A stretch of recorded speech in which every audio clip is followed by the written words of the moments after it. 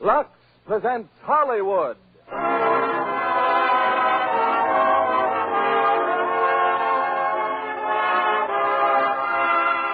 Lever Brothers Company, the makers of Lux Toilet Soap, bring you the Lux Radio Theater, starring James Stewart, Donna Reed, and Victor Moore in It's a Wonderful Life.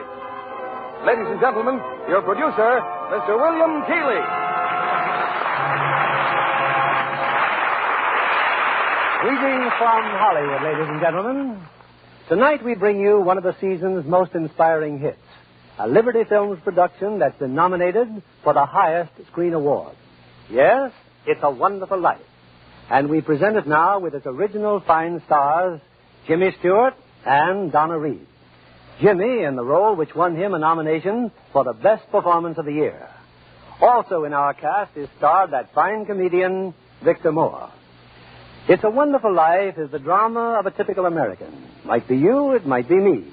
He dreams of glory, he lives in hope, he loves and doubts, and only Providence puts a final value on his service to humanity. Our story starts before the war, when life was normal. Shortages were generally unknown, and simple luxuries like Lux soap were abundant. I won't say that's the only reason people said it's a wonderful life, but I do know from the thousands of letters in our files that most of them said it's a wonderful soap. And they keep right on saying it day after day. In fact, the popularity of Lux soap is what makes it possible to present such entertainment as Frank Capra's great production, It's a Wonderful Life, starring Jimmy Stewart as George, Donna Reed as Mary Hatch, and Victor Moore as Clarence.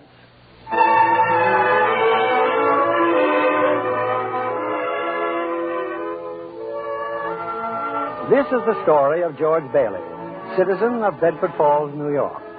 George Bailey, who more than anything under the sun wanted to see the world. The wonderful, exciting world that lay somewhere beyond the limits of his hometown. Oddly enough, this story does not begin in Bedford Falls. In fact, it doesn't begin anywhere in the world. It begins in heaven, where the superintendent of angels has just summoned an apprentice angel named Clarence. Oh, I'm really going down to Earth, sir? Oh, how splendid. Yes. There's a very discouraged man down there, Clarence. George Bailey. At exactly 10:45 p.m., Earth time, he'll be thinking seriously of ending his life. Oh, dear, his life. Now, I want you to stop him if you can. Now, sit down. I'll give you Bailey's case history. Sir, if I should accomplish my mission, may I perhaps get my wings? I've been waiting over 200 years now, and, well, people are beginning to talk. Clarence, what's that book? The Adventures of Tom Sawyer, sir. I was reading it when you sent for me. Oh, fine book. Excellent.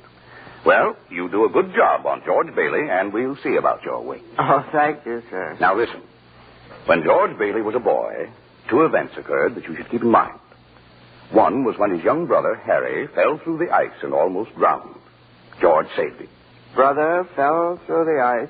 George saved him. Ever since, George has had a bad ear. All that icy water, you understand. Yeah, bad ear. Yes, sir. The other event came a few months later. George used to work after school in Mr. Gower's drugstore. One day, Mr. Gower's only son died of influenza. It was a terrible blow, and poor Mr. Gower tried to lose his grief in whiskey. Where you been, George? Mrs. Blaine's called twice. What happened to her prescription? You lost it, didn't you? No, Mr. Gower.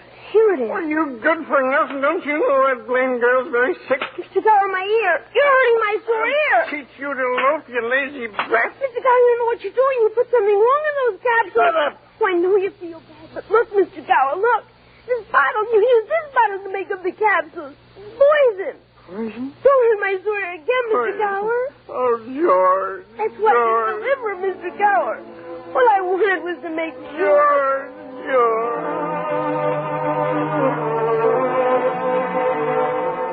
Well, Clarence, that was George Bailey as a boy. When he grew up, he wanted to go to college, but there just wasn't the money. So he worked 4 years in the Building and Loan Association. Building and Loan Association? Oh, I forgot to tell you. George's father was in the building and loan business. He and George's uncle, Billy. High ideals and low bank account. Anyway, George worked for his father and saved enough to see him through the university. That summer, though, he was going to Europe. Got a job on a cattle boat. Do a little traveling before cotton. Boy, oh boy, it's hard to realize it. My last night in the Bailey boarding house. We're sure going to miss you, George. Oh, I'm going to miss you, too, Pop. Hey, what's the matter? You look tired. Oh, I had another tussle with old Henry Potter today. I thought when you put him on the board of directors, he'd ease up. So did I. I just can't understand a man like Mr. Potter. He can't begin to spend all the money he has. I guess Potter owns about everything he wants in Bedford Falls except our building and loan.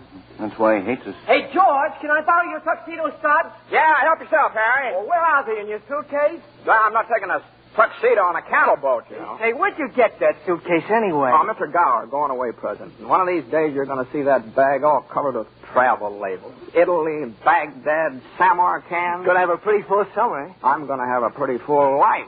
Hey, why don't you come to the dance tonight? Well, I'd be bored to death. Well, you couldn't want a better death. Lots of pretty girls. Hey, I got to hurry. I wish we could send Harry to college with you, George. No, we've got that all figured out now, Pop. He'll take over my job at the building and loan and work 4 years like I did, and then he'll go. Well, he's pretty young for that job. Well, no younger than I was. Maybe you were born older, George. Huh? George, when you get out of college, I don't suppose you'd come back to the building and loan. Oh, no, Pop, I just couldn't. I couldn't face being cooped up the rest of my life in a shabby little office. I'm sorry, Pop. Now, I didn't mean that, but it's just this business of nickels and dimes. I'd go crazy. I want to do something big, something important. In a small way, we are doing something important, George. In that shabby little office, we help people figure out how they can own their own home. I know, Pop. I just wish I felt that I just feel like if I didn't get away, I'd bust. You're right, boy. You get yourself an education, then get out of here. Oh, Pop, you want a shark? I think you're a pretty great guy. Well, thanks, George. I'm glad to hear it. Look, why don't you go on over to Harry's dance? You'd have a good time. Well, I don't know. Maybe it will drop in. Yeah, maybe it will at that. So, George Bailey went to a dance. Is that important, Joseph? Why, it was at the dance he met Mary Hatch. Oh. And 3 hours later, he was walking her home. George and Mary were feeling pretty good, Clarence. As a matter of fact, wonderful. Buffalo girl, can't you come out tonight? Can't you come out tonight? Can't you come out tonight? Buffalo girl, can't you come out tonight? And dance by the light of the moon. Hot dog, oh boy, just like an organ. At least. Hey, you know something? If it wasn't me talking, I'd say you were the prettiest girl in town. Well, why don't you say it? I don't know. Maybe I will. Hey, how old are you anyway? 18. 18? Too young or too old? No, it's just right. It sort of fits you. Hey, look where we are. Oh, the old Granville house. Yeah, I got to throw a rock. Oh, no, don't. I love that old house. Well, no, don't you know about deserted houses? You make a wish and then throw a rock. George, but it was such a lovely old place. I wish I lived there. In there? I wouldn't live in it as a ghost. Now, what? What's this? Here we go. How about it, huh? Pretty good shot, huh? Broke a window, huh? What'd you wish, George? Oh, I don't know. Not just one wish, a whole hatful. Mary, I'm shaking the dust of this crummy little town off my feet, and I'm going to see the world. Italy, Greece, the Parthenon, the Colosseum. And then I'm coming back here and go to college and see what they know. And then I'm going to build things. I'm going to build airfields and skyscrapers 100 stories high and bridges a mile long. And then I'm going to... Hey, Mary. What is it you want? What do you want, huh? You want the moon? All you got to do is just say the word now. Okay. The moon, I'll take it. Then what? Then what? Well, then you could swallow it. And it'd dissolve like an aspirin, you know. And the moonbeams would shoot out of your fingers and the ends of your hair.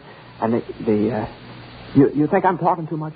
Yes, why don't you kiss her instead of talking her to death? How's that? Youth is wasted on the wrong people. Why? Hey, just a minute, mister. Hey, you come back here. I'll show you some kissing if you want it. George! Hey, Uncle Billy, look here. I'm going to kiss Mary. What? George, get in the car quick. Your father's had a stroke. What? George, what is that? get in, hurry.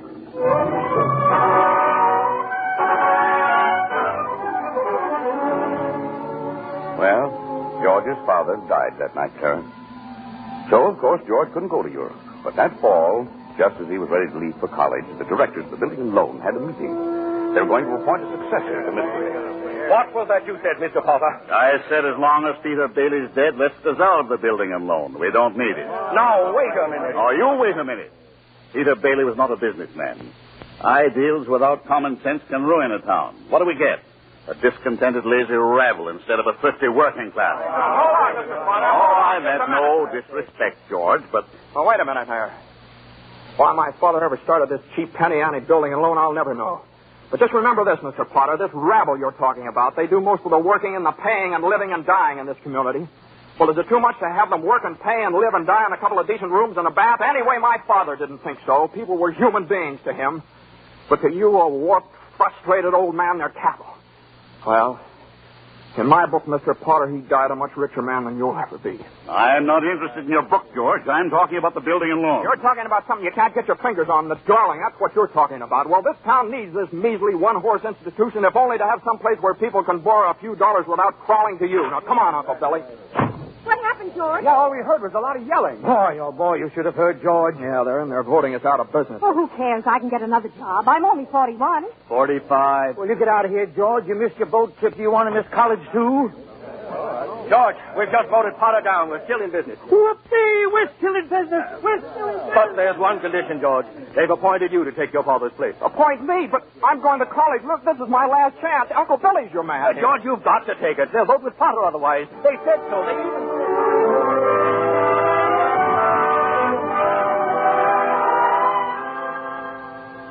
I know George Bailey didn't go to college. That's right, Clarence. He gave his college money to Harry. Harry went instead. But what happened to that good-looking girl, you know, Mary? Oh, George saw her now and then. Not very often, though, because Mary went away to school, too. Anyway, George waited 4 years more for Harry to come back and take over the building and loan. He could still see the world. He planned to work in the oil field, Venezuela. Except when Harry came home, he wasn't alone. There was a girl with him, his wife. George? Yeah, I'm out here on the porch, Mother. I just thought I'd get some air. Well, how do you like the new sister-in-law? Oh, she's swell. Looks like she can keep Harry on his toes. Yeah, I keep him out of Bedford Falls anyway. What do you mean? Well, Ruth's father, he's got a wonderful job for Harry up in Buffalo. Buffalo? Well, that means you can't... Yeah. George, did you know Mary Hatch is back from school? Hmm? Yeah. Nice girl, Mary. Mm-hmm. Oh, stop grunting. Mm-hmm. Give me one good reason why you shouldn't call on Mary. Well, Sam Wainwright. Sam's crazy about Mary. Well, she's not crazy about him. Well, now, how do you know that? Did she discuss it with you? Besides, Sam's away in New York. Oh, and all's fair in love and war. I see.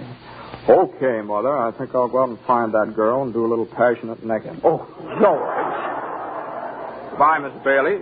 By the way, do you want any books at the library? Library? George! George, you go and see Mary. Do you hear?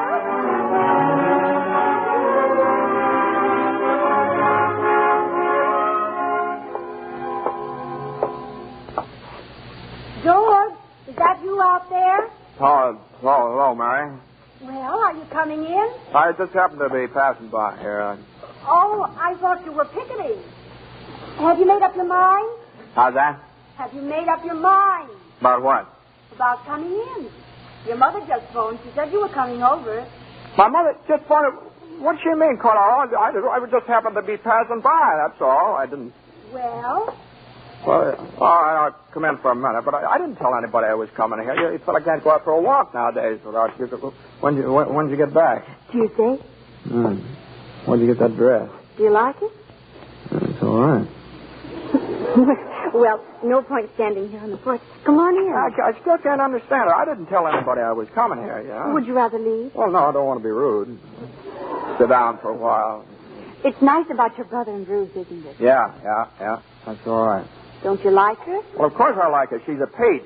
Oh, just marriage in general you're not enthusiastic about, hmm? No. Marriage is all right for a lot of people. It's all right for Harry, Sam Wainwright, and you. For Sam? Harry?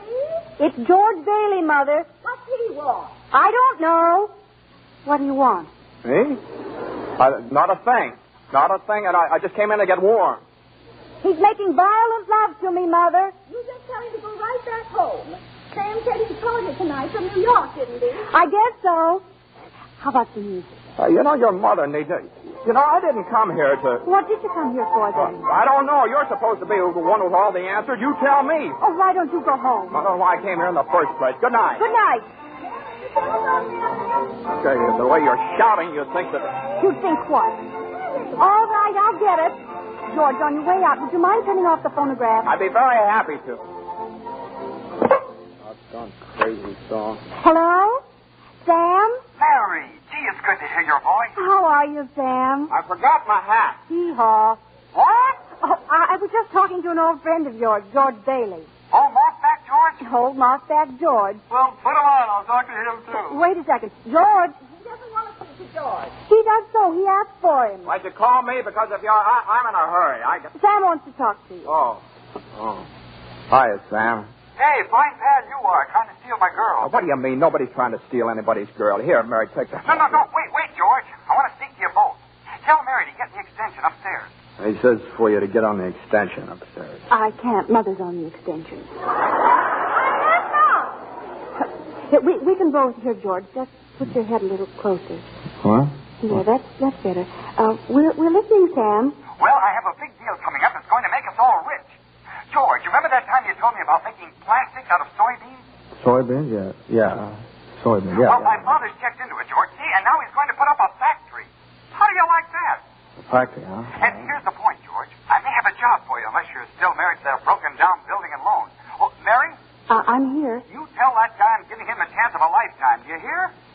He said it's the chance of a lifetime. Give me that phone. Here's George again, Sam. George. Now, you listen to me, Mary. I don't want any plastics, and I don't want any job, and I don't want to get married ever to anyone. Do you understand that? I want to do what I want to do, and you're not going to trick me. And you're... Mary. George. Mary. Oh, Mary, darling, I love you, Mary.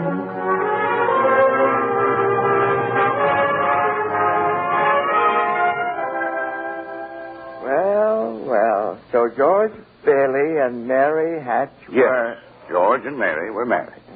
And they started off on their honeymoon in Ernie Bishop's taxi cab. Hey, where were you two going on this here now honeymoon? We're going to shoot the works, Ernie. A whole week in New York, a whole week in Bermuda, the highest hotel, the oldest champagne, the hottest music, and the prettiest wife. So you're finally getting out of Bedford Falls, huh? Then what? Then what, honey?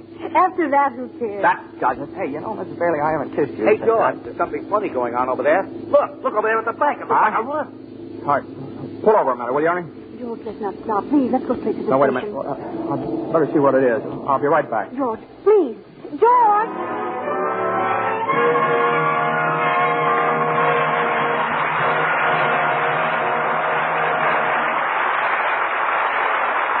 In a few moments, we'll return with the second act of It's a Wonderful Life, starring James Stewart, Donna Reed, and Victor Moore.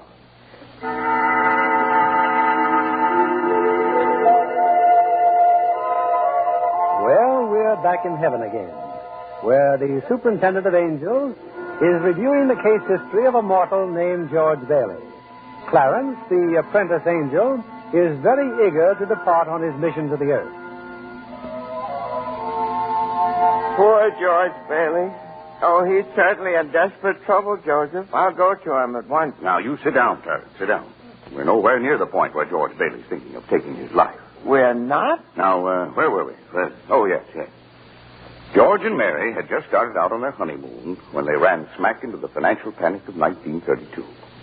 In the waiting room of the building and loan, 100 frantic people were clamoring for their safety. Hey, what's going on, Uncle Billy? What happened to all those people out there? This is a pickle, George. All I know is the bank called our loan an hour ago. I had to hand over all our cash. Holy mackerel. Whole town's gone crazy. Bank's in the same spot we are. Our charter. What about our charter? Our charter says we have to stay open until 6 p.m. The state can take away our license if we don't. How can we stay open till 6 without any money? George, where are you going? Out to talk to those people. Come on. Now, please, folks. Now, just a minute. Just a minute. Now, please. How about our money, George? Where's our money? Now, come on. Now, please. Wait a minute. Now, listen to me. Now, you're thinking of this place all wrong. Your money's not here. Wait a minute now. Let me tell you, your money's in people's houses. In the Kennedy house, and the McLaren house, and in your house, and 100 others. Now, what are you going to do, foreclose on them? I got $240 in shares. Now, let me have it. All right, Charlie. Now, you'll get your money in 60 days. 60 days? Well, now, look, that's what you agreed on when you bought your shares. I got my money. Old man Potter, taking over the bank. He'll pay you 50 cents on every dollar. Then let's take our shares to Potter. Half it. Please, folks, I beg of you not to do this. If Potter gets hold of your shares, he'll be owning this building and loan. He's got the bank, he's got the bus line, he's got the department stores, and now he's after us because he wants to keep you living in his shacks and paying the kind of rent he decides to charge. Now, we can get through this thing all right, but we've got to stick together. We've got to have faith in each other. My husband's out of work. We need money. I've got doctor bills to pay. I can't feed my kids on save. We still got some money. Hey, Mary. Here it is, George. You told me to hold on to it. We've made a nice honeymoon. Got furniture, too. Hey, now, wait a minute. Whoa, listen. I've got $2,000. All right, Charlie, how much do you need? $240. No, Charlie, now listen, just enough to tide you over. I said $240. Okay. Uncle Billy, give Charlie $240. All right, Ed. Now, how much just to get by? Oh, $20, I suppose. Now you're talking. Now, Mrs. Thompson, how about you? $20 will do me. Good. $20. Uncle Billy, pay it back when you can now. Pay it back when you can. All right. Who's next?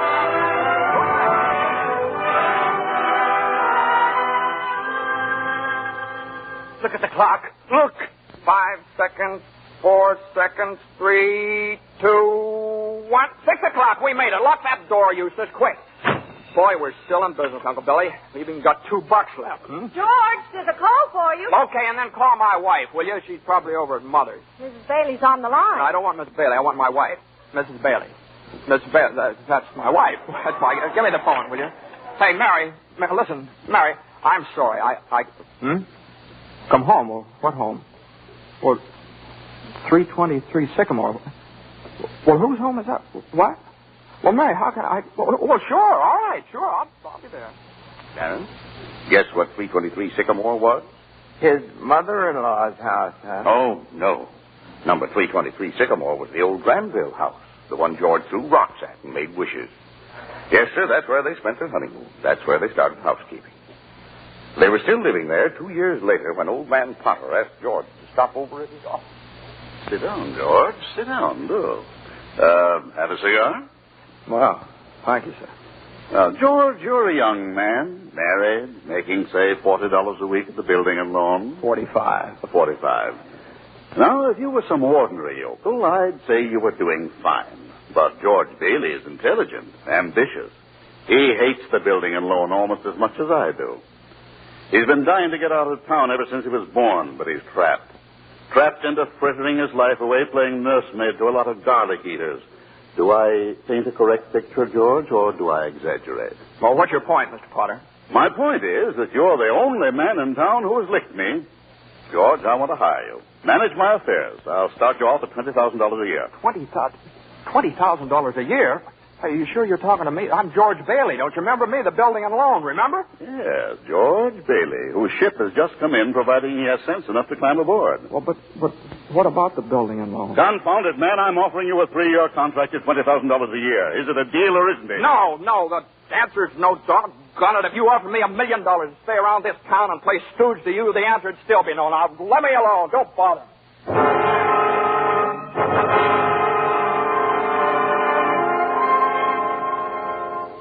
George, what does Mr. Potter want? Oh, nothing. He just talk. Nothing. Oh, gee. Mary Hatch. Mary, why in the world did you ever marry a guy like me anyway? To keep from being an old maid. I was going to see the world. I was going to build things. I was going to give you the moon. What have I given you? Not even a new dress up for months. Gee whiz, I feel awful. So do I. Mornings especially. I could have married Sam Wainwright, anybody else in town. I didn't want to marry anybody else. I want my baby to look like you. No, you didn't even have a honeymoon, and I promised you that you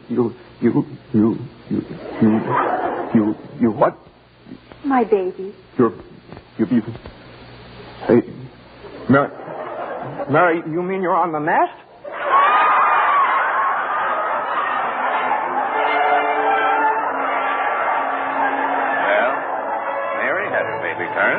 a boy. You don't say. Then she had another one, a girl. Well, what do you know? Night after night, George had come home late from the office. Things weren't good with the building and loan. Potter was really bearing down on him. Then came the war. Mary had another baby by then. Oh. But she still had time to help out in USO. Uncle Billy sold war bonds. And George's brother Harry became a real hero. Shot down 15 planes. But George, what about George? Well, George was 4F his bad year. He was an air raid warden. On VE Day, he wept and prayed. On BJ Day, he wept and prayed again. We're getting pretty close to today, aren't we, sir? Yes, Clarence. You now know almost everything you have to know about George Bailey, except what happened that finds him down there at this moment, wanting to die. Well, sir, well, today's the day before Christmas, Earth time. George is pretty excited. Hey, Tilly! Eustace! Hey, look at the newspaper. Commander Harry Bailey, decorated by the president. That's my kid brother. The Congressional Medal of Honor. gosh, George, gosh. What do you think about the 15 Jap planes? And the last one he got was just about to dive into a transport loaded with soldiers. You know what that means? He saved lives, hundreds of lives. Hey, gee, where's Uncle Billy? We're going to the bank, George. He's depositing that $8,000. Good. Who's that in his office there? It's that man again, the bank examiner. Oh, yeah. Well, good afternoon, Mr. Carter. Hey, Kelly, get the book from Mr. Carter. You know, that's my brother's picture there, Mr. Carter. He shot down 15 planes, and one of them... Well, Mr. Henry F. Potter comes to the bank to deposit some more loot, eh? Yeah, you old fool. How do you like the news in the paper, Mr. Potter? Just can't keep those Bailey boys down now, can you? Let me see that newspaper. Here, sorry I can't chat, you old thief. Got to make a deposit. Here you are, Horace. Deposit slip, bank book, and a very Merry Christmas to you. You too, Mr. Bailey.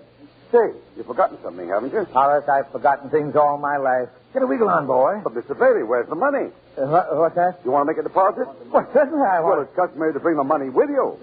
It's gone. Where'd I put it? Where'd I put that money? A terrible thing, Clarence, terrible. Uncle Billy couldn't find the money because the envelope with the $8,000 was folded up in that newspaper he gave to old man Potter.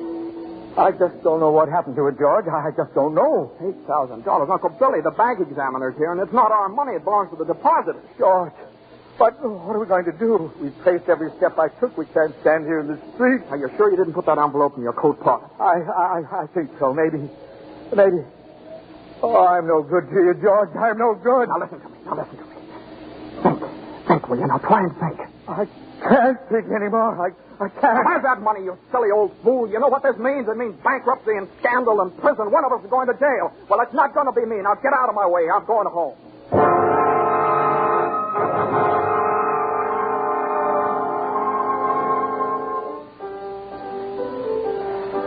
George, dear, what's wrong? You haven't said a word since you came home. Oh, well, that banging on that piano. Does she have to just keep playing that same piece over and over and over and over again? What is it, dear? Another hectic day. Yeah, another red letter day for the baby. Dad, Lizzie's got a brand new car. You should see it. What's the matter with our car? Isn't it good enough for you? I'm sorry, Dad. Run upstairs, Kitty. See if Zuzu's all right. Okay, Mom. Now, what do you mean? What, see if Zuzu's all right? What do you mean? Oh, she caught a little cold coming home from school. She didn't button up her coat. Well, what is it? What do you mean, just a cold? George, the doctor said it was nothing serious. Was the doctor here? Well, I thought he'd better look at her. This old drafty house. No wonder we don't all have pneumonia. Might as well be living in a refrigerator. Why do we have to live here in the first place and stay around this measly, crummy old town? George, what's happened? Everything's happened. You call this a happy family? Why do we have to have all these kids? Daddy, how do you spell Frankenstein? I don't know how, you smart. Ask your mother. Where are you going? Upstairs to see Zuzu. Hello? Oh, thank you, Mrs. Huss. I'm sure she'll be all right. Who's that? Zuzu's school teacher. What? Oh, yes, the doctor says she'll be fine tomorrow. Here, give me that phone. George, please. Mrs. Welsh? Well, this is Mr. Bailey. Say, what kind of a teacher are you anyway? What do you mean sending Zuzu home like that half naked? Do you realize you probably end up with pneumonia just because of your stupidity? You know, maybe my kids aren't the best dressed kids in town, but at least... Hello. Janie, will you stop playing that lousy piano? Cut it out. Stop it. George, for goodness sake, what's wrong with you? I'm sorry. Janie, I'm sorry. Mary, I just got to get out of here.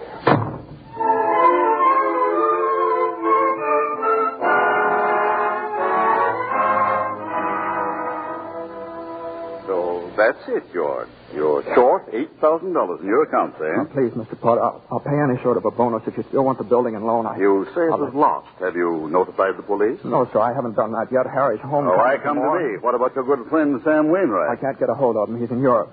What kind of security would I have, George? What collateral? Yes, sir, I have some life insurance here. $15,000 policy. What's your equity in it? $500. And you want $8,000?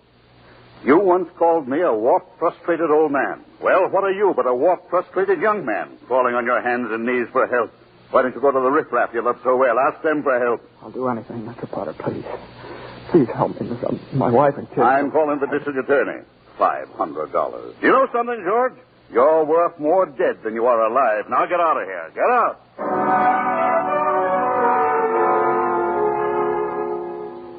And all the time, Potter had the $8,000 in his desk drawer. It's still there, Clarence. But where's George, sir? Where? Well, he went over to Martini's Cafe. He's had a couple of drinks, Clarence. He's just standing there, sort of in a daze. Oh, God. Oh, God, dear Father in heaven, I'm not a praying man, but if you're up there and you can hear me, please show me the way. I'm at the end of my rope. Show me the way, God. Mr. Bailey, you all right? Don't drink anymore, Mr. Bailey. Please, you don't feel good. Bailey. You say Bailey? Which Bailey? This gentleman is Mr. Bailey, George Bailey. George Bailey, huh? And the next time you talk to my wife like that, you'll get worse. It isn't enough these slaves teaching you stupid kids how to read and write. You got to follow You up. get out of here, Mr. Wells. You hit my best friend. Get out. All right. All right. Mr. Bailey, you okay? Who's that? Mr. Wells, but don't worry. He don't come in this place no more. I'll get something for your face. It's bleeding. I'm all right. Please don't go away, Let me Mr. alone. Bailey. Please don't go away.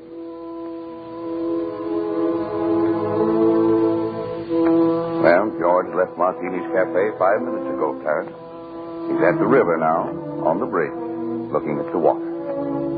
Are you ready, Clarence? All ready, sir. Very well. Save George Bailey's life, and you get your wings. My wings. Oh, thank you, Joseph. George! George Bailey! Get away from that bridge! You hear me? George! George!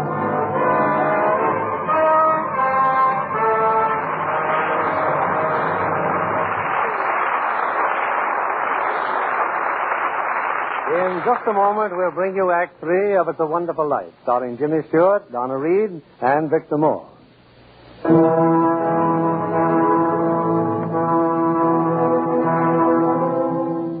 Numb with despair, convinced, as Mr. Potter said, that he's worth more dead than alive, George Bailey stands on a bridge, staring at the dark and frigid waters below. Suddenly, there's a splash.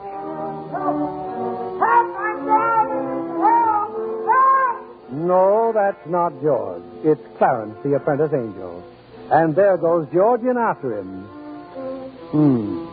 It's a few minutes later now, and in the bridge-keeper's shack, George and Clarence are drying off. You both sure you're all right? You want a doctor? No, I'm all right. Oh, I'm fine. This underwear, I didn't have time to get anything more stylish. My wife gave me this on my last birthday. I passed away and You what, mister? I see Tom Sawyer's drying out, too. Who? My book. I left in such a hurry, I brought Tom Sawyer with me. Hey, how'd you happen to fall in? Oh, I jumped in. I jumped in to save you. Jumped in to save me. Well, I did, didn't I? You didn't go through with it, did you? Go through with what? Suicide. Hey, it's against the law to commit suicide around here. Yeah, it's against the law where I come from, too. Where do you come from? Heaven. Oh, that's very fine. Your lips bleeding. Yeah, I got a bust in the jaw in answer to a prayer. Oh, no, George. I'm the answer to your prayer. Hey, how'd you know my name? Oh, I know all about you. Well, who are you supposed to be, anyway? Clarence Oddbody, AS2.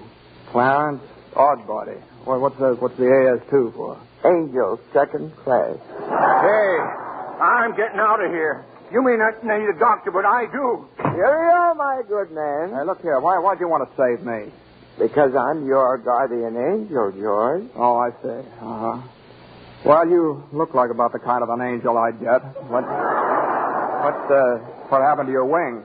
Well, I haven't won my wings yet. That's why I'm an angel, second class. Oh, I see. But you can help me earn them, George, by letting me help you. Oh, don't happen to have $8,000 on you, do you? Oh, no. We don't use money in heaven. Oh, that's right. Yeah, I keep forgetting. I see. Comes in pretty handy down here, bub. Oh, tut. Of course, I found it out a little late. You know, I'm worth more dead than alive. You mustn't talk like that. Joseph will never give me my wings if you keep feeling that way. You just don't realize what you've done for your folks. Why, if it hadn't been for you... If it hadn't been for me, everybody would be better off. My wife and my kids and my friends. Oh, this is not going to be easy. And I'll be better off if I hadn't been born. What did you say? I said I wish I'd never been born. George, that's wonderful. Wonderful? What? The idea you just gave me. Well, you got your wish. You've never been born. I've never been born? Exactly. No worries, no $8,000 to get, nothing. You simply don't exist. All right, okay, all right. George, I can do things, strange things. I can show you the world, George, the way it would be if you hadn't been born. Hey, wait a minute. This ear of mine. Hey, say something else in that bad ear. You don't have a bad ear anymore. Oh, I don't think you're concentrating. Don't you see? You're not the George Bailey you think you are. You're nobody. That's the doggonest thing I ever saw. That ear. Your lips stopped bleeding, too. Yeah. Hey, what's happening around here? What is this, anyway? I need a drink. That's what I need. What about you, Angel? You want a drink? Well, I don't quite know. Come on. We'll go as soon as our clothes are dry. Clothes are dry, George. Hey, so they are. That's funny. Well, look, let's get dressed and we'll stroll over to Martini's and then... excuse me. I'll stroll. You fly. Yeah. Oh, no, I don't have my You don't wings. have your wings. Yeah, that's right. I forgot that again. A couple of drinks and we'll both fly, huh?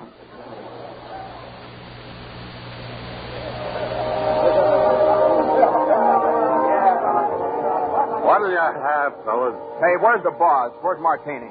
Look, wise guy, I'm the boss, see? Okay, well, double scotch. Quick, will you? What's yours? You know what I just love? Some mulled wine. Huh? Heavy on the cinnamon and light on the cloves. Off with you, my lad, and lively now. Now, cut it out. Oh, come on, here. Just give him the same as I ordered. He's okay. 2 double scotch. What about this place? It's all changed. All of Bedford Falls has changed. You're having your wish, George. You've never been born. Oh, there'll be lots of things you've never seen before. Oh, good. Somebody just made it. Made what? Every time a bell rings, it means some angel's got his wings. What'd you say? Look, Clarence, I don't think you better talk about angels around here. Don't they believe in angels? Oh, yeah, they believe in them, but you know, it's just a Well, then why should people be surprised when they see one? Don't mind him, bartender. He's just a little fella. He just never grew up, man. How old are you anyway, Clarence? Well, next May, I'll be 293. That's it. A couple of pixies, huh? Go on, get you. Hear me, get. Where's Martini? Will you Stop asking about Martini. Ain't hearing the... Hey, you. Rummy, didn't I tell you never to come panhandling around here? George, look. Hey, it's Mr. Gower. Mr. Gower. Listen, Mr. Gower, don't you know me? This is George Bailey. You buy me a drink, mister? Just one drink, will you, mister? Pinky! Yeah, Nick. Throw the rummy out. Oh, no, please. Hey, bartender, that's Mr. Gower, the druggist. That rumhead spent 20 years in jail for poisoning some kid. If you knew him, you must be a jailbird yourself. Pinky, here's 2 more. Get him at it. Get up, George. Good thing you threw us in a snowbank, huh? Where's Mr. Gower? Mr. Gower doesn't know you, George. You see, you weren't there to stop him from putting poison into that prescription. What do you mean I wasn't there? Look, tell me, what are you? Are you a hypnotist? George. Look, well, why am I seeing all these strange things here? Don't you understand? It's because you were not born. Well, if I wasn't born, then who am I? Nobody. You have no identity. What do you mean I have no identity? No papers, no driver's license, no 4F card, no insurance policy. Zuzu's bell. What? Zuzu's bell. I bought my little girl a bell to hang on the Christmas tree, and I forgot to give it to her. I've got it in... It's gone. It's gone through everything. It's gone. But you've been given a great gift, George. A chance to see what the world would be like if you'd never been born. You're crazy. You're crazy as a bedbug, and you're driving me crazy, too. Now, look, I'm going home to my wife and family. Do you understand that? And I'm going home alone. They did not leave him alone, Clarence. Keep following him. Joseph, I'll stay near him, sir. Poor George. He's seeing Main Street now the way it would be if he hadn't lived. The thing that's really shocked him, sir, is the building and loan office. Know what's there now? Pawn shop. What's he doing? Can you see? He's talking to Ernie Bishop, the taxi driver. He wants to go home. You better tag along, Clarence. Oh, I will, sir. I will. Come on, step on it, will you, Ernie? Get me home. I'm off my nut. Where do you live, buddy? Oh, now, doggone it, Ernie. Don't you start pulling that stuff on me. 323 Sycamore. 323 Sycamore. Yeah, hurry up. What is Zuzu's sick? Okay, buddy. Hey, look, Ernie, I don't know what's happened. I'm going crazy or something. I got some bad liquor. Now, look, tell me this now. You're Ernie Bishop, right? And you live with your wife and kids down You see my wife? What do you mean? I've seen your wife. I've been in your house 100 times. What do you... We built it for you, didn't we? My wife took the kid and ran away 5 years ago, and I ain't never seen you before in my life, see? Okay, Ernie. Okay. Just step on it. Get me home.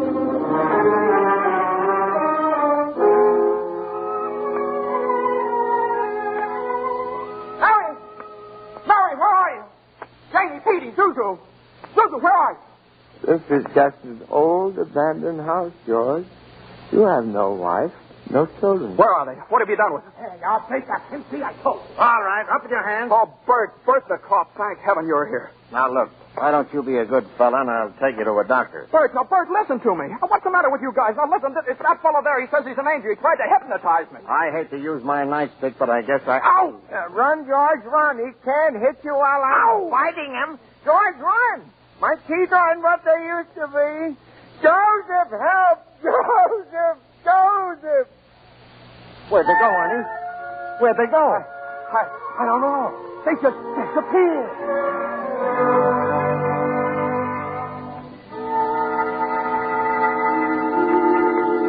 Aaron! Oh, Joseph, I hope you don't mind my calling on you like I did. It was very irregular, Clarence. You're by yourself again. Where's George? He's at his mother's house, sir. Well, if George hasn't been born, he has no mother. Oh, he's being very stubborn, sir. He'll just have to find these things out for himself. But his mother, that's a terribly bitter blow to a man, his own mother not knowing him. You mean I shouldn't have let him? I mean, you better find him right away. Oh, and stop fighting policemen, Clarence. I'm here again, George. My own mother didn't know me. If only Harry were here. My brother were only back from Washington. Your brother fell through the ice and was drowned at the age of 9. Well, that's a lie. He got the Congressional Medal of Honor. He saved the lives of every man on that transport. Every man on that transport died. Strange, isn't it? Each man's life touches so many other lives. Harry wasn't there to save them because you weren't there to save Harry. Don't you see, George? You really had a wonderful life. Don't you see what a mistake it would be to throw it away? Clarence. Yes? Where's Mary? Please, where's my wife? I'm not supposed to tell. Tell me where she is. You're not going to like it, George. Where is she? I'll choke it out of you if I have to. Where's my wife? The library. She works there. She's just about to lock up for the night. So George, come back. Oh, there must be some easier way for me to get my wings. Mary. I'm sorry, the library's closed. Mary, it's George. Don't you know me? No, I don't know you. Let me go. Mary, please, don't do this to me, Mary. Please, help me. Help me. Where are kids, Mary? I need you, Mary. Get away from me. Help! Help me, Mary. I'm George. Mary.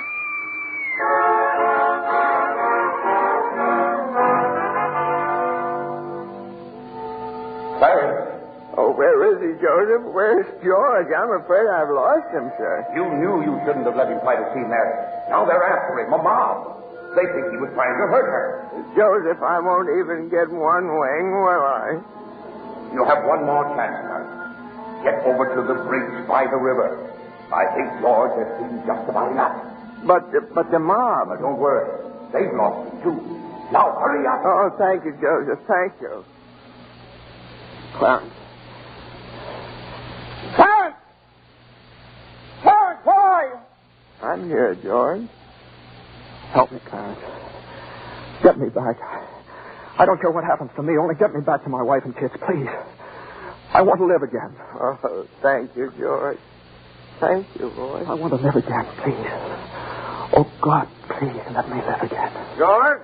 Is that you down there, George? Well, get out here, Bert. Get out here. You come in any closer, I'll let you have it. What the hell are you yelling for, George? Come on. George, Bert, do you know me? No, yeah, I've been looking all over town for you. Where you been? Hey, Bert, I'm alive again, Bert. You sure you're all right? Hey, your mouth's bleeding. It is. Hey, my mouth's bleeding. Bert, look at the blood come out of there. Would you?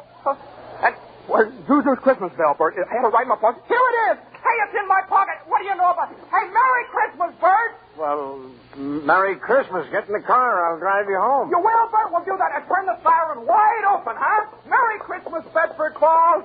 Hey, Merry Christmas, old building and loan. Merry Christmas, Mr. Potter. Yippee! Come on. Hey, Bert, come on in with me, huh? What are these people, these reporters? Hey, Merry Christmas, reporters. Hey, Mr. Bank Examiner, Merry Christmas. Mr. Bailey, there's a deficit. I know, $8,000 up that, huh? George, I've got a little paper here. I'm sorry. I bet it's a warrant for my arrest. Isn't that wonderful? Merry Christmas. Hey, where's Mary, you know? Look at this wonderful old drafty house. Isn't it wonderful? Have you seen my wife? Where's Mary? Mary! Ken! Hey, kids, Janie, Petey. Hey, I could eat you up. Where's your mother? She went looking for you, Daddy, with Uncle Billy. Oh, Daddy. Zuzu, my little ginger snap. How do you feel, huh? Fine, Daddy. Not a snitch of temper. Not a snitch of temper. Hallelujah. George, darling. It's Mommy. Mommy's home. Mary. George, where have you been? Mary, now look, just let me touch you. Oh, you're real, Mary. Oh, you've no idea what happened to me. You've no idea what's happened either. They're on their way here. Who's on their way? Oh, the police department? The FBI, the National Guard. I'm alive again, Mary. Oh, listen, Mary, I'm alive again. Oh, yes, darling, yes. Now close your eyes and come on down. What is it? We can't open my eyes yet, Mary? What's going on here? Now keep your eyes closed. Now, I'll just walk you over here by the Christmas tree and... Well, the people I hear, lots of people. What is it? Lots of people. Just 1 minute now. We're all ready, Uncle Billy. Come in, everybody. George, look. Just look. Uncle Billy. Money, George. A laundry basket filled with money. Money for you. Mary did it, George. Mary. I don't understand. What money? What? People heard you in trouble, darling. These people, your friends, they've collected this money for you. The $8,000. Charlie. Hey, there's Martini. Mr. Gower. Hey, how are you, Mr. Gower? Mrs. Thompson, Ed, Tom, everybody. None of us would have a roof over our heads if it wasn't for you, George. Gosh, this is wonderful. Hey, Mary, look who's coming in. Mother. Hi, Mother. Hey, and Harry. Got Mary's telegram, George. I flew in as fast as I could. Hey, everybody, a toast. How about a toast? Oh, good idea, Ernie.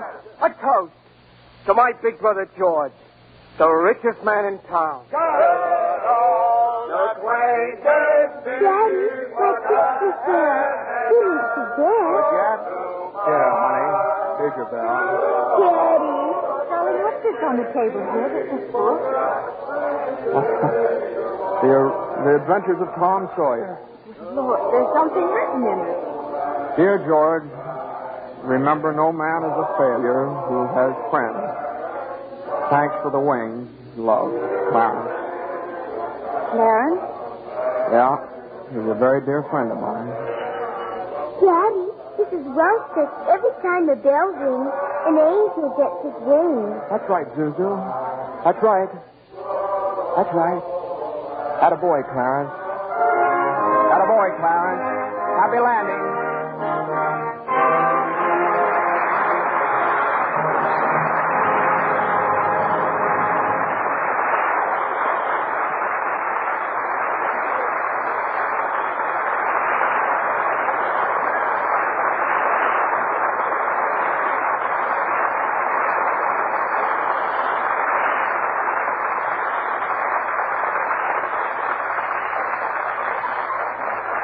It's a wonderful life so long as we can have such fine performances as we enjoyed tonight.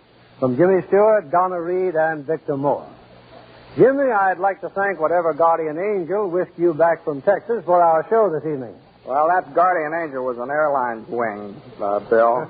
You were in Texas for the premiere of this picture, weren't you, Jimmy? Yeah, Frank Capra and I went down for 5 openings, many nights. Pretty good down there in Texas. Yeah, every one of them. 5 premieres over Texas. You know, it's a pretty big state. Takes that many to do it. Jimmy, I'm sure your fans were proud to read that you received an honorary degree from Princeton just the other week. Yes, how about that, Jimmy? Do we call you professor now? No. It's just an M.A. Master of Arts? Well, it might have been. I don't know. It might be for murdering architecture. That's what I studied. Well, you know, Donna has an honorary degree to her credit, too. LLC. What's that, Bill? LLC? Well, you can see it for yourself. A lovely Lux complexion. Well, thank you, Bill. Or rather, thanks Lux Tonic Soap. It's a wonderful complexion care. I use it faithfully. With wonderful results, I see. What's happening next Monday night on Lux, Bill? Next week, we have another of the season's most successful films. It's 20th Century Fox's thrilling screen hit, Leave Her to Heaven, with lovely Jean Tierney, and a star who appears in answer to literally hundreds of requests, Cornel Wilde. Based on a best-selling novel of the same name, Leave Her to Heaven is the strange, dramatic story of a woman whose twisted mind and fiendish jealousy drive her to any lengths to hold the man she loves. Well, that ought to make great listening, Bill. I wouldn't miss it for anything. Good night. Good night, and thanks a million.